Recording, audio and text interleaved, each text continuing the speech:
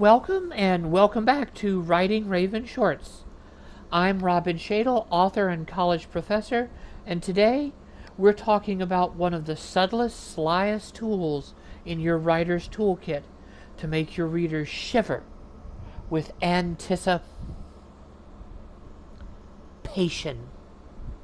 Today we're talking about foreshadowing. So we're going to unpack what it is, why it matters, and how to use it without giving away the game and showing all the cards in your hand. So, what is foreshadowing? Foreshadowing isn't just dropping hints that something bad or good is going to happen. It's a Chekhov gun situation. For those who don't know the Chekhov's gun, that's where you show a gun in the first act, and with the understanding that your reader has that by the third act, that gun will be fired. Foreshadowing is building an emotional contract. You're teaching your reader what kind of story they're in, so that when the twist finally hits, it feels inevitable and not random. Think of it like a storm on the horizon.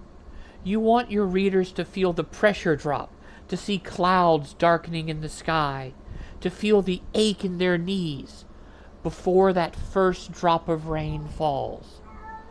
Good foreshadowing makes a promise. This will matter later.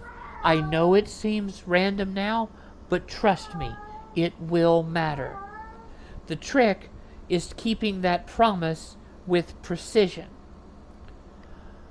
Understand that the best foreshadowing doesn't shout, it whispers. It's a single detail here, a throwaway line there, a symbol that's quietly repeated on architecture.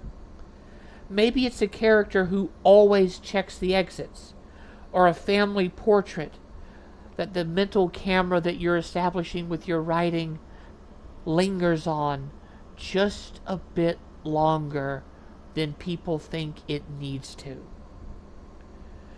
And when that detail pays off later, readers will feel delight, not manipulation.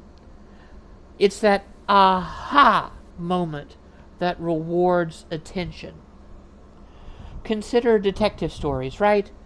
Sherlock Holmes is the smartest, the greatest detective, but we're not told what he sees, so we don't get the sense of, I solved it too, I'm smart.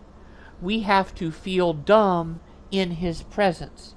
And a lot of readers don't like that. They want to be able to pick up the clues and piece together what's about to happen.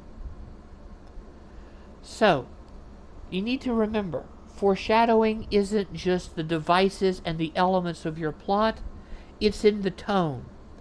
A bright scene that suddenly chills the reader with one off note.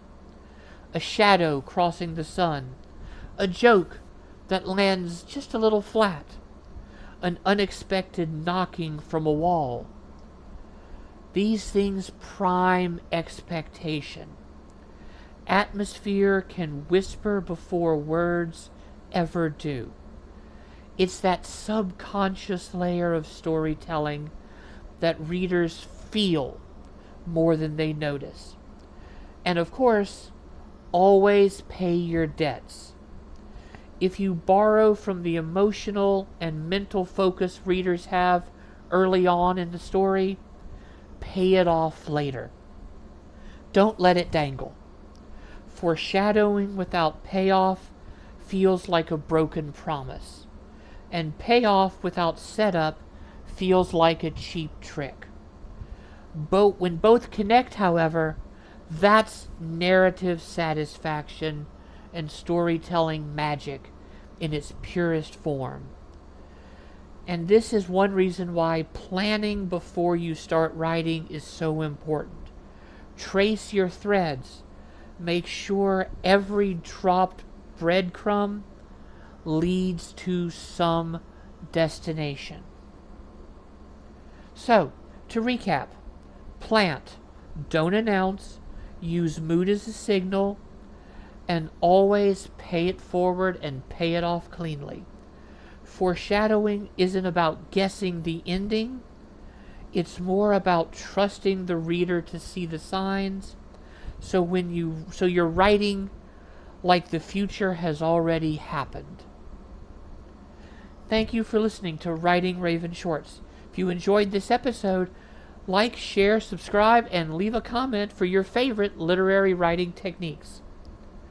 Until next time, keep writing the storm before the rain, and happy writing.